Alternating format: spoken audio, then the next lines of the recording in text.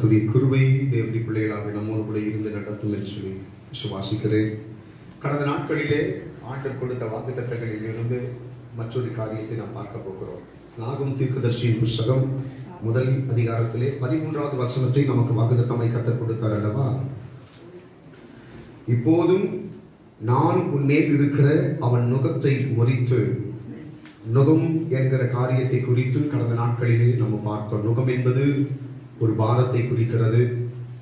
அன்று சொல்றாரு, அந்த பாரத்தை இறக்கி வைக்கிறதற்கு அதிகாரம் உள்ளவர் நீங்கள் நானும் ஆராதிக்கிற தேவன். அந்த பாரத்தை அப்படி கரத்திலே கொடுக்கிற போது அவர் நமக்கு ஆறுதலையும் சமாதானத்தையும் கொடுப்பார் என்று சொல்லி பார்க்கிறோம். அதற்கு 2 காரியத்தை சொன்னேன். யோனாவின் காலத்தில் இருந்த நினிவே பட்டணமும் நாகும் காலத்தில் இருந்த நினிவே பட்டணத்தை ஒப்பிட்டு சொன்னேன்.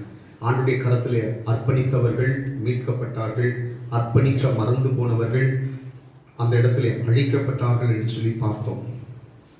அதுக்கு அடுத்த வரியை பார்க்கிற, நுகத்தை முறித்து உன் கட்டுகளை அறுப்பேன் என்று சொன்னார். நல்ல கவனிக்கணும். கட்டுகள் இன்றைக்கு அநேக ஜனங்களை செயல்பட கூடாதபடி அவர்களை முடக்கி வைப்பதிலே இந்த கட்டுகளுக்கும் ஒரு தனிச்சிறப்பு உண்டு. ஸ்தோத்திரம். நல்ல கவனிக்கணும். இன்றைக்கு அநேக பரிசுத்தவான்களை கட்டுகள் என்று சொல்ற போது மரண கட்டுகள் உண்டு, வியாதியின் கட்டுகள் உண்டு, பிசாசுடைய தந்திர கட்டுகள் உண்டு, பலகீன கட்டுகள் உண்டு, இப்படி தரித்திரத்தின் கட்டுகள், சமாதான கேடுகளை உண்டாக்கக்கூடிய கட்டுகள், இப்படி பலவிதமான கட்டுகளை குறித்து நம்ம வேதத்திலே பார்க்கிறோம். ஆனால் என்னை பொறுத்தவரை இந்த கட்டுகளுக்குள்ளே சிக்கி கிடக்கிற ஜனங்களை மீட்க வேண்டும் என்பதுதான் தேவனுடைய திட்டம். இப்ப நாகும் தீர்க்கதரிசியை நினிவே பட்டணத்திற்கு கர்த்தர் அனுப்பி வைத்ததின் நோக்கம், யோனா தீர்க்கதரிசியை நினிவே பட்டணத்திற்கு அனுப்பி வைத்த நோக்கம் என்னன்னு கேட்டீங்கன்னாக்கா, அந்த ஜனங்களை மீட்கணும், அந்த ஜனங்களை அந்த பிரச்சனைகளுக்கு மத்தியில் இருந்து கொண்டு வரணும் என்பதுதான் கர்த்தருடைய மிகப்பெரிய திட்டம். ஸ்தோத்திரம். அது நடக்கணும் சொல்லித்தான் கர்த்தர் நினைச்சார். யோசிச்சு பாருங்க, ஆண்டவர் நாகும் தீர்க்கதரிசி அனுப்புறதுக்கு என்ன காரணம்னா, யோனா அனுப்புன போது ஜனங்க மனம் திரும்பி வந்துட்டாங்க, அழிவில் தப்புனாங்க. அதே போல நம்ம இன்னொரு தீர்க்கதரிசி அனுப்பலாம்னு சொல்லிட்டு தான் கர்த்தர் அனுப்புனார். அழிக்கணுன்றது கர்த்தருடைய திட்டம் அல்ல. வசனம் சொல்லு, ஒருவனாகிலும் கெட்டு போவது தேவனுடைய சித்தம் அல்ல என்று சொல்லி கரெக்டா அந்த வசனம் சொல்லுது. அப்போ அழிவில் இருந்து, பிரச்சனைகளில் இருந்து, கண்ணீரில் இருந்து எல்லாரையும் தூக்கி எடுக்க வேண்டும் என்பதுதான் என் ஆண்டவருடைய மிகையாகாத ஒரு திட்டமாய் இருக்கிறது. அதனால யாருமே பயப்பட வேண்டிய அவசியம் கிடையாது. என்னை கர்த்தர் மீட்க நினைக்கிறார், கட்டாயம் அவர் மீட்க விடுவார். சொல்லுங்க பார்க்கலாம். அல்லேலூயா. எனக்கு பிரியமான என் அன்பு தேவனுடைய பிள்ளைகளே, அப்போஸ்தலரின் புஸ்தகம் 8வது அதிகாரத்தில் 23வது வசனத்தை பார்க்கிற போது அந்த இடத்துல அருமையாய் ஒரு வசனத்தை பவுல் சொல்லுகிறதை பார்க்கிறோம். அப்போஸ்தலரின் புஸ்தகத்துல 8வது அதிகாரத்துல 23வது வசனத்தை வாசிக்கிற போது, 8வது அதிகாரத்துல 23வது வசனத்தை வாசிக்கிற போது நான் வாசிக்கிறேன், கவனிங்க. கசப்பான பிச்சிலும் பாவ கட்டிலும் அகப்பட்டிருக்கிறதாக காண்கிறேன் என்றார். நல்ல கவனிக்க பார்க்கலாம். இந்த கட்டுகள் நல்ல கவனிக்கணும். தேவனுடைய பிள்ளைகளை வளைந்து கொள்ளுகிறதற்கு அல்லது தேவனுடைய பிள்ளைகளை கட்டுகிறதற்கு முக்கியமாய் பிசாசு எடுக்கிற ஒரு ஆயுதம் என்னன்னு கேட்டீங்கன்னாக்கா, பாவம். நல்ல கவனிக்கணும். எப்பவுமே நான் சொல்லுவேன், ஒரு பிரச்சனை நமக்கு இருக்கு, அந்த பிரச்சனையிலிருந்து விடுவிக்கப்படுகிறதற்கு முன்னாடி எந்த காரியத்தினாலே அந்த பிரச்சனை நமக்கு வந்தது என்பதை நாம் அறிந்து கொள்ள வேண்டும். அப்போதுதான் அடுத்த முறை நம்ம சேஃபா இருக்க முடியும். அல்லது சொல்லுங்க பார்க்கலாம். அப்போ இந்த இடத்துல இருக்கக்கூடிய கட்டுகள் பாசான் தோட்டத்துடைய எருதுகளை போல நம்மை சூழ்ந்து கொண்டதற்கு காரணம், நம்மை சுற்றி வளைத்து கட்டினதற்கு காரணம். அல்லது சொல்லுங்க பார்க்கலாம். என்ன காரணம் அப்படின்ட்டு பாத்தீங்கன்னாக்கா, பாவங்கள். பிசாசு பாவம் என்கிற ஒரு ஆயுதத்தை நமக்குள்ளே கொண்டு வந்து அந்த பாவத்தில் அல்லது பாவத்திலே நம்மை விட செய்து நம்ம என்ன பண்றோம்னா, அந்த பாவ கயிறுகளினாலே கட்டி விடுகிறான்.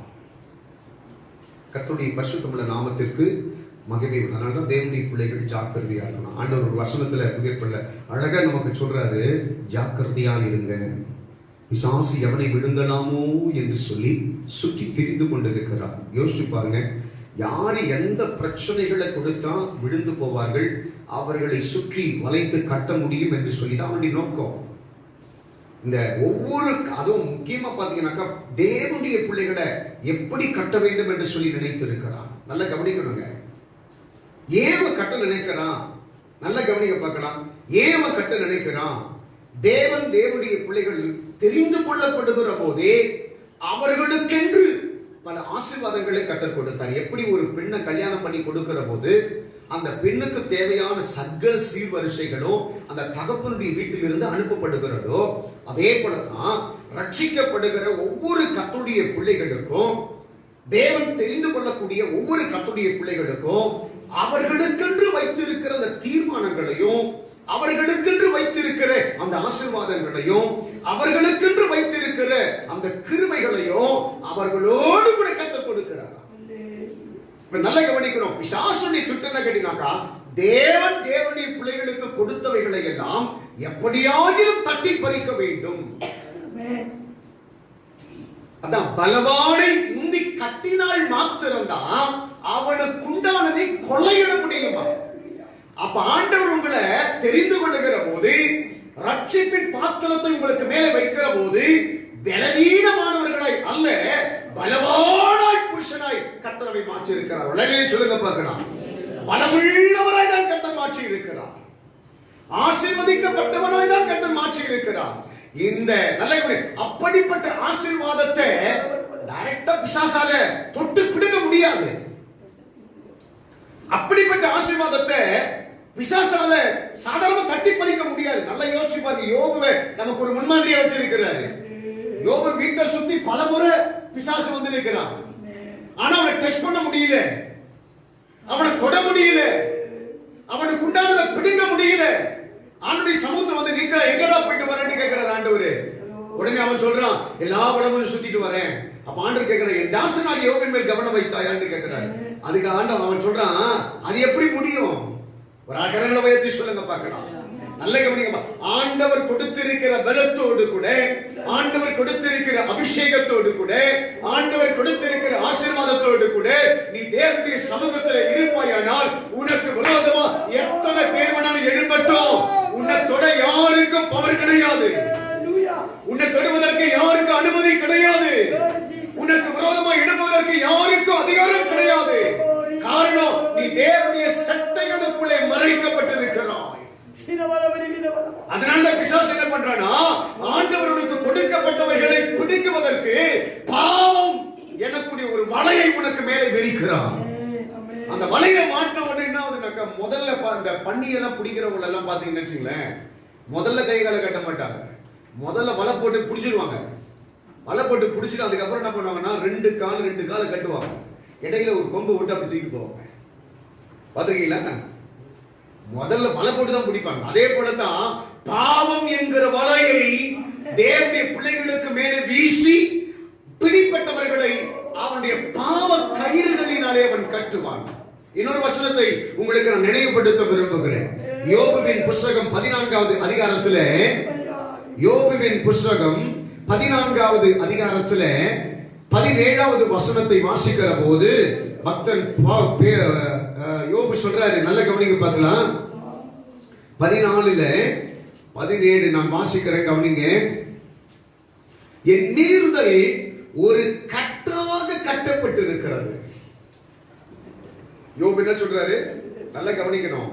இன்னைக்கு நிறைய பேர் விழுந்து போகிறதுக்கு என்ன காரணம் கேட்டீங்கன்னாக்கா, அதாவது பாவத்தில் விழுந்து போனதற்கு பிறகும் கூட தான் நீதிமான் என்று சொல்லி நம்மை மேன்மை பாராட்டி கொண்டே இருக்கிறோம். யோபுவை குறித்து கெட்ட சாட்சி கொடுக்கிறாரு. அவன் உத்தமனும் சன்மார்க்கனும் தேவனுக்கு பயந்து நடக்கிறவனமா இருக்கிறான் சொல்லி ஆண்டவர் சாட்சி கொடுக்கிறாரு. ஆனா இவன் தன்னை தாழ்த்துறான் பாருங்க. எவ்வளவு அழகா தாழ்த்துறான். அந்த வசனம் எவ்வளவு அழகா சொல்லுது பாருங்க. இந்த வசனத்துல பாருங்க, என் மீறுதல் ஒரு கட்டாக கட்டப்பட்டிருக்க. நல்ல கவனிக்கணும். என்ன கவனிக்க பார்க்கலாம். நாம் செய்கிற, அவன் விரிக்கிற வலையிலே நாம் விழுகிற போது அவன் பார்ப்பான், யாரு என்ன பிரச்சனையை உண்டாக்கினால் அவர்கள் விழுந்து போவார்கள் என்று சொல்லி பார்ப்பான். எந்த காரியங்களை அவர்களுக்குள்ளே கொண்டு வந்தால், அல்ல எந்த வலைகளை விரித்தால், மீனவர்கள் எல்லாம் பார்த்தீங்கன்னாக்கா ஒவ்வொரு வித்தியாசமான வலைகளை வைத்திருக்கிறார்கள். ஒவ்வொரு மீனுக்கு ஏற்ற வலைகளை வைத்திருக்கிறாங்க. அவன் தெரியும், இந்த வலை போட்டனாக்கா இந்த மீன் தான் வருன்றது 100% அவனுக்கு தெரியும். அவன் எதிர்பார்க்கிற மீனை பிடிக்கிறதுக்கு அதற்கேற்ற வலைகளை விரிப்பானா. அதே போலதான் ஒவ்வொரு மனுஷனையும் அவன் சுத்தி சுத்தி வரும்போது அவன் எதுல அவன் வீக்கா இருக்கிறான், எந்த வலை போட்டா அவன் விழுந்து போவான்றது பிசாசுக்கு தெரியும்.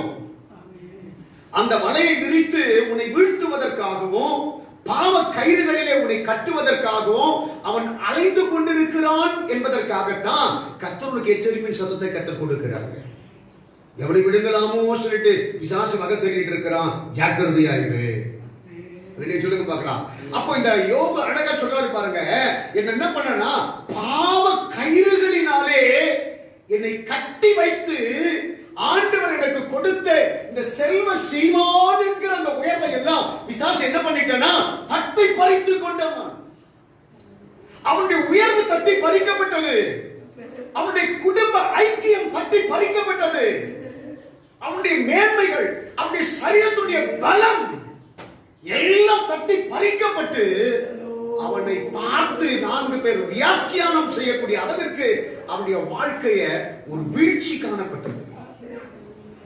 ஒரு வீழ்ச்சி. இந்த வீழ்ச்சி வருவதற்கு காரணம் என்ன? அவனை சுற்றிலும் பிசாசு கட்டுவதற்கு அவன் தன்னை விட்டுக் கொடுக்கிறான். நல்லா கவனிங்க பார்க்கலாம். இது என்னுடைய யூகத்தில் நான் பேசல, யோபுடைய சாட்சியை வைத்து நான் சொல்லுகிறேன்.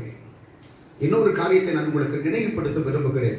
நியாயாதிபதிகளின் புஸ்தகத்திலே 16வது அதிகாரத்தில், நியாயாதிபதிகளின் புஸ்தகம் 16வது அதிகாரத்திலே அருமையாய் ஒரு வார்த்தையை, ஒரு அருமையான ஒரு மனிதனை குறித்து நம்ம பார்க்கிறோம். நியாயாதிபதிகளின் புஸ்தகம் 16வது அதிகாரத்திலே 6வது வசனத்தை வாசிக்கிற போது, அப்படியே தெலீலாள் சிம்சோனை பார்த்து, உன் மகா பலம் எதினாலே உண்டாயிருக்கிறது, உன்னை சிறுமைப்படுத்தி உன்னை எதினாலே கட்டலாம் என்று நீ எனக்கு சொல்ல வேண்டும். நல்லா கவனிக்கணும். உங்களுக்கு நான் ஒரு ரகசியத்தை சொல்றேன்.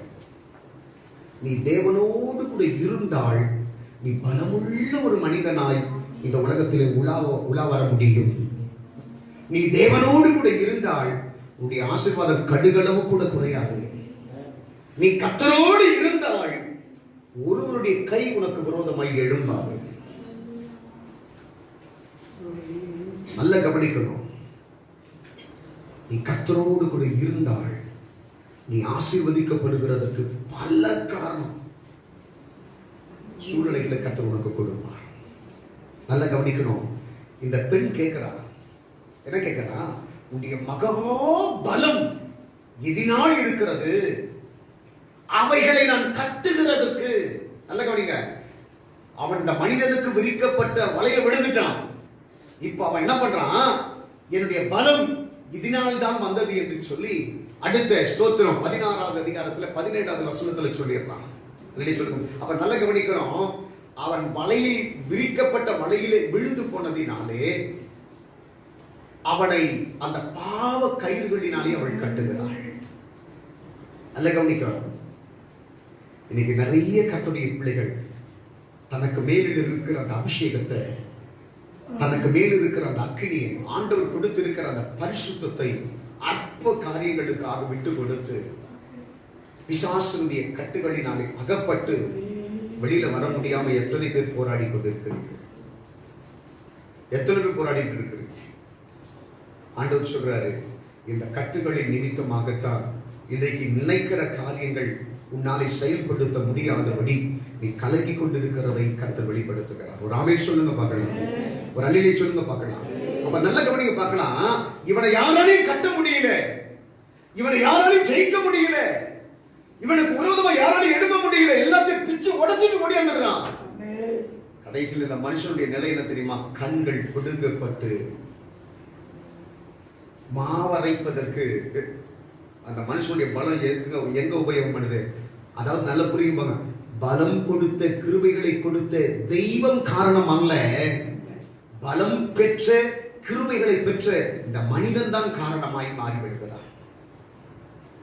என்னுடைய ஆசீர்வாதம் உடைந்து போகிறதற்கு, என் பலம் உடைந்து போகிறதற்கு, என் ஞானம் அகன்று போகிறதற்கு ஒரு காலம் தேவன் காரணமா இருக்க மாட்டாரு. நாம தான் காரணம். எப்பவுமே நல்லா புரிஞ்சுங்க பார்க்கலாம். அதாவது ஒரு பலசாலி, ஒரு ஞானம் உள்ளவன், ஆண்டவருடைய ஆசீர்வாதங்களை பெற்றவன் ஜாக்கிரதையாய் ஞானமாய் நடக்க கற்றுக்கொள்ள வேண்டும். நான் எப்பவுமே சொல்லுவேன், நீ இருக்கிற நிலைகளில் இருந்து உயர்த்தப்படுகிற போது இன்னும் அதிக ஜாக்கிரதையாய் இருக்க வேண்டும். நீ முன்னாடி ஜெபம் பண்றதை விட அதிகமா ஜெபம் பண்ணணும். ஏன்னாக்கா இப்ப எல்லாருடைய கண்களும் உன் பக்கம் அப்படியே வந்துட்டு இருக்கு, பார்த்துட்டு இருக்குது. உன்கிட்ட இருக்கிற ஆசீர்வாதங்களை பார்க்குது. நீ வாழ்ந்துட்டு இருக்கிற சமாதானமான வாழ்க்கையை பார்க்குது. நீ வாழ்ந்துட்டு இருக்கிற அந்த கிருபையான வாழ்க்கையை பார்க்குது. உன்னை சுற்றிலும் ஒளிவுமர கன்றுகளை பார்க்குது. அப்ப இவைகளை எல்லாம் பார்க்கிற போது பிசாசு ஒரு கண்ணு இருக்கும். டேய், இவனடா இவ்வளவு நல்லா இருக்கிறாங்க, டேய் இவங்க மட்டும் சந்தோஷமா இருக்கிறாங்க, ஏடா இவங்க மட்டும் குடும்பமா இருக்கிறாங்க, டேய் இவங்க மட்டும் எப்பவும் நல்ல சாப்பாடு சாப்பிடுறாங்க, நல்ல ட்ரெஸ் போடுறாங்க, நல்ல குடும்ப ஐக்கியமா எல்லாமே இருக்கிறாங்க. டேய், ஒரு எப்படி மனுஷனுக்குள்ள ஒரு பொறாமை தோன்றுகிறது. பிசாசுக்குள்ள இருக்கக்கூடிய பொறாமை அது கலைக்க வேண்டும் என்று சொல்லி நினைக்கும். யாராவது ஒருவரை தெரிந்து கொள்ளுமா, யாரையாவது ஒருவரை. அப்ப நீங்க கேட்கலாம், யோபு பாவம் செய்தானா? அப்படி பாவம் செய்திருந்தால் எப்படி அந்த மனிதனை குறித்து ஆண்டவர் சாட்சி சொல்ல முடியும்? யோபு பாவம் செய்யவே இல்லை. ஆனா யோபு பெற்ற பிள்ளைகள் கர்த்தருக்கு விரோதமான காரியங்களை செய்ய ஆரம்பித்தார்கள். இன்னைக்கு அதே அசிங்கமோ, இன்னைக்கு அதே அவதூறுகளோ இன்றைக்கு தெரிந்து கொள்ளப்பட்டவர்கள் கூட செய்து கொண்டிருக்கிறார்கள். யாரையும் குறித்து கவலைப்பட வேண்டிய அவசியம் நமக்கு கிடையாது. என்னை பொறுத்த வரைக்கும் நமக்கு நியமிக்கப்பட்டிருக்கிற ஒரு பாதை. நாளைக்கு யாரை குறிச்சு நம்ம கிட்ட கட்ட கணக்கு கேட்க மாட்டாங்க. அதனால யாரை குறிச்சு நமக்கு கவலை கிடையாது. அல்லி சொல்லுங்க பார்க்கலாம். கூடுமானால் அவர்களுக்காக ஒரு 5 நிமிஷம் ஜெபம் பண்ணுங்க. அல்லி சொல்லுங்க பார்க்கலாம். அவர்களை பார்த்துட்டு நம்மளும் விழுந்து போயிடக்கூடாது. இன்னைக்கு எக்கச்சக்கமா என் காதுகளோட நிறைய பேர் கேட்கிறாங்க, இது தவறு இல்லை என்றால் நாங்கள் செய்வது மாத்திரம் எப்படி ஒரு தவறாகிவிடும். அல்லி சொல்லுங்க பார்க்கலாம். நீதிமொழிகளின் புத்தகம் 23வது அதிகாரத்துல தெளிவாய் சில காரியங்கள் வகையறுக்கப்பட்டிருக்கிறது. யோபுடைய பிள்ளைகள் அல்லேலூயா கர்த்தருக்கு அருவருப்பான காரியங்களை அவர்கள் செய்து கொண்டு ஒடியோ குமாரமும் கர்த்தருக்கு பிரியமில்லாத அருவருப்புகளை அவர் செய்துட்டு இருந்தாங்க. சொல்லி பார்க்கலாம். யோபுக்கு பயம் வருவதற்கு காரணமே அதுதான். ஐயோ, என் பிள்ளைங்க தேவனை மறந்து, தேவனுடைய அன்பை மறந்து, தேவனுக்கு அருவருப்பான காரியங்களை செய்துட்டு இருக்கிறாங்களே, இதை நிமித்தமா கர்த்தருடைய கோபம் பற்றி எரிந்து என் பிள்ளைகள் எல்லாம் மறித்து போய் எனக்கு உண்டான ஆசைகள் எல்லாம் என்னை விட்டு அகன்று போய் நானும் அழிக்கப்படுவேனோ. யோபுக்குள்ள இருக்கிற பயம் வருவதற்கு காரணம், யோபுடைய வாழ்க்கை பற்றி சீரழிக்கப்படுகிறதற்கு காரணம், அவனுக்குள்ள ஒரு பயம் தோன்றுவதற்கு காரணம் அவனுடைய பிள்ளைகள் ஆண்டவருக்காக எழுப்பினார். நான் ஒரே ஒரு காரியத்தை சொல்றேன், என் அன்பு பிள்ளைகளை பார்த்து சொல்றேன், தாய் தகப்பன் காண்பிக்கக்கூடிய நல்ல பாதைகளிலே கடந்து போகிறதற்கு நாம் நம்மை விட்டுக் கொடுக்க வேண்டும். அவர்களோடு கூட சேர்ந்து அவர்கள் நமக்கு சொல்லுகிற அறிவுரைகள், அவர்கள் நமக்கு காண்பிக்கக்கூடிய அந்த நற்வழிகள் எல்லாவற்றையும் நாம் ஏற்றுக்கொண்டு அந்த வழியிலே நடக்கிறதற்கு நாம் கற்றுக்கொள்ள வேண்டும். ஒரு காலமும் தேவனுக்கு விரோதமாக எடுத்து விடக்கூடாது. நல்ல கவனிக்க பார்க்கலாம். ஒருத்தர் கட்டிட்டே இருப்பார், இன்னொருத்தர் உடைச்சு விட்டா எப்படி அது சரிஞ்சு விடுமோ, இன்னைக்கு நிறைய குடும்ப வாழ்க்கை ஒருவருடைய முயற்சினாலே எழுப்பி நிற்க நினைத்தும் மற்றவருடைய வீழ்ச்சினாலே அதெல்லாம் கலைந்து விடக்கூடிய சூழல் தான் இன்னைக்கு அனைவருடைய வாழ்க்கையில இருக்கிறது. ஆனா நிறைய பேருக்கு தெரியாது யார் நிமித்தமாக இந்த பிரச்சனை வருது. யோனாவை தூக்கி கடல்ல போட்டோம்னா அந்த பிரச்சனை எடுத்து போச்சு. அதே போலதான் யாரோ ஒருவர் நிமித்தமாக என் குடும்பம் இன்றைக்கு தரித்திரத்தில் இருக்கிறது, யாரோ ஒருவரின் நிமித்தமாக என் குடும்பம் ஆசீர்வாதத்தை இழந்திருக்கிறது, யாரோ ஒருவரின் நிமித்தமாக என் குடும்பம் கலைக்கப்பட்டிருக்கிறது. யாரோனாக்கா உன் குடும்பத்தோட வெளியாளு கிடையாது. நான் சொல்றேன், உன் குடும்ப உறவு பலமா இருந்தால் உனக்கு விரோதமா யாராலும் ஒண்ணும் பண்ண முடியாது. உன் குடும்ப உறவுல விரிசல் விழுந்து உன் குடும்ப உறவு பிரச்சனைகளுக்கு விட்டு கொடுக்கிற போதுதான் பிசாசு உள்ள இறங்கி கிரியை செய்வான். அப்பதான் அவன் பிரச்சனையை உண்டாக்க நினைப்பான். நாம கரெக்டா இருக்கிற வரையிலும் நமக்கு விரோதமான ஒருத்தரையால எழும்ப முடியாது. அது எவ்வளவு பெரிய ஆவியா இருந்தாலும் சரி நமக்கு விரோதமா எழும்ப முடியாது. ஒரு அலையை சொல்லுங்க பார்க்கலாம், ஒரு அலையை சொல்லுங்க பார்க்கலாம். எனக்கு பிரியமான என் அன்பு கர்த்தருடைய பிள்ளைகளே, அப்ப இந்த பாவ கயிறுகள் நம்மை சுற்றி கட்டப்படுகிறதற்கு என்ன காரணம் கேட்டீங்கன்னாக்கா, நாம் அடிபணிந்து அல்லது அவன் விரிக்கக்கூடிய வலைகளிலே அவன் எதிர்பார்க்கக்கூடிய காரியங்களுக்கு நாம் செவி கொடுப்பதும் அவனுடைய வலையிலே விழுந்து போவதும் தான் நம்மை பிசாசு சேர்த்து கட்டுகிறதுக்கு ஒரு காரணமாக இருக்கிறது. அதைத்தான் நியாயாதிபதிகளின் புஸ்தகத்துல சிம்சோனை குறித்து நாம் பார்த்தோம். சிம்சோன் அந்த பெண்ணுக்கு தன்னை விட்டு கொடுத்ததினாலே, அந்த பாவத்திற்கு தன்னை அர்ப்பணித்ததினால்தான் அந்த பெண்ணாலே அவன் கட்டப்படுது. நல்ல கவனிங்க பாருங்க. எந்த அது இச்சைகளா இருக்கலாம், அது பெருமையா இருக்கலாம், அது பணமா இருக்கலாம், அது பொருளா இருக்கலாம், அல்லது உன்னுடைய தேவையற்ற வார்த்தைகளா இருக்கலாம், எது வேணாலும் இருக்கலாம். எதற்கு உன்னை அடிமையாக்கி, எதற்கு உன்னை அடிப்படைய வைக்கிறாயோ அதனாலே நீ கட்டப்படுகிறாய். நீ எப்ப கட்டப்படுகிறாயோ அதில் இருந்து ஒவ்வொரு ஆசீர்வாதமா இருந்தாலும் சரி, பலனா இருந்தாலும் சரி, கிருபையா இருந்தாலும் சரி, ஞானமா இருந்தாலும் சரி, ஒவ்வொன்னா குறைய ஆரம்பிக்கும். அல்லடி சொல்லுங்க பார்க்கலாம், அல்லடி சொல்லுங்க பார்க்கலாம். ஆனா ஆண்டவர் அழகா சொல்றாரு, கட்டப்பட்ட உன்னுடைய கட்டுகளை அவிழ்ப்பதற்கு உன் தேவனாகிய கர்த்தர் உனக்கு மத்தியிலே இறங்கி கிரியை செய்கிறவராக இருக்கிறார். நல்ல கவனிக்கணும். நாம் கிடைச்சிருக்கிற ஒரு பெரிய பாக்கியமே அதுதாங்க. நாம் வீழ்ந்திருக்கிற காரியத்தை அறிந்து, ஆண்டவரே இதிலிருந்து என்னை தூக்கிவிடும் என்று சொன்னாலே போதும். கர்த்தர் அதிலிருந்து உன்னை காப்பாற்றுவதற்கு அவர் சர்வ வல்லமை உள்ளவராக இருக்கிறார். நாம் விடுவிக்கப்பட்டால் போதும், மனம் திரும்பினால் போதும். இனி அந்த பாவ செயல்கள், இனி பிசாசுடைய வலைகள் என்ன விரிக்கப்படுகிறதற்கு நான் காரணமா இருக்க. நல்ல கவனிக்க பார்க்கலாம். பனி பிடிக்கிறவன் வரான், எல்லாத்தையும் வலை போட்டு பிடிக்க மாட்டான். பண்ணியை மட்டும்தான் வலை போட்டு பிடிப்பான். அவனுக்கு தேவை அது மட்டும்தான். கவனிக்க பார்க்கலாம். ஏன் நான் சொல்றேனாக்கா, அவன் எதிர்பார்க்கக்கூடிய காரியங்களுக்கு இடம் கொடுக்கக்கூடியவர்களை மாத்திரம் தான் அவன் தேடிட்டு இருப்பான். சொல்லுங்க, எல்லாருக்கும் மேல அவன் வலை விரிக்க முடியாது. நம்ம சில நேரத்தில் சொல்றோம், அவனை மட்டும் உண்ணாவதில்லை, அவங்க மட்டும் நல்லா இருக்கிறாங்க. சொல்லுங்க பார்க்கலாம். யாரையும் சிந்திச்சு திரும்பி பார்ப்பதற்காக கிடையாது. நாம் நம்மை சிந்தித்து பார்க்கணும். இன்றைக்கு இந்த நிலை என்னுடைய வாழ்க்கையில் வருகிறதுக்கு என்ன காரணம்? அவனை காட்டிலும் கர்த்தர் என்ன உயர்த்த முடியும் ஆண்டவரால. ஆனா நான் இப்படி விழுந்து போனதற்கு என்ன காரணம்? எனக்கு பிரச்சனைகள் வருகிறதுக்கு என்ன காரணம்? கொஞ்சம் நம்ம யோசிச்சு பார்க்கணும். அந்த கட்டுகளிலிருந்து விடுதலையாக்கப்படணும். இன்னைக்கு ஆண்டவர் தான் அந்த காரியத்தை தான் சொல்றாரு. உன்னை சுற்றிலும் கட்டப்பட்டிருக்கிற கட்டுகளை பாரு. உன் கையை தூக்க முடியல, உன் காலை தூக்க முடியல, நீ எதிர்பார்க்கிற காரியத்தை உன்னால செய்ய முடியல, நீ கட்டப்பட்ட நிலையிலே இருக்கிறா. அப்ப இந்த கட்டப்பட்ட நிலையிலிருந்து விடுவிக்கப்படுகிறதுக்கு என்ன செய்யணும்? சிம்சோன் விழுந்து போனதை போல ஒருவேளை நீயும் விழுந்து போயிருக்கிறாயா? சிம்சோன் கட்டப்பட்டதை போல ஒருவேளை நீ கட்டப்பட்டு இருக்கிறாயா? சிம்சோனுடைய பலத்தை எல்லாம் இழந்தது போல நீ இழந்து போயிருக்கிறாயா? ஆண்டவர் சொல்றாரு, இந்த நாளிலே சிம்சோன் இழந்த பலத்தை கர்த்தர் மீண்டும் உனக்கு கொடுக்க போகிறார். சிம்சோன் இழந்த ஆசீர்வாதத்தை கர்த்தர் உனக்கு மீண்டும் கொடுக்க போகிறார். உன் கட்டுகளை கர்த்தர் அறுக்க போகிறார். நாமே சொல்லுங்க, கட்டுகளை கர்த்தர் அறுக்க ஆரம்பிக்க போகிறார். எல்லாம் அப்படியே முழங்கால் படியிடுங்க பார்க்கலாம். எல்லாம் அப்படியே முழங்கால் படியிடுங்க பார்க்கலாம்.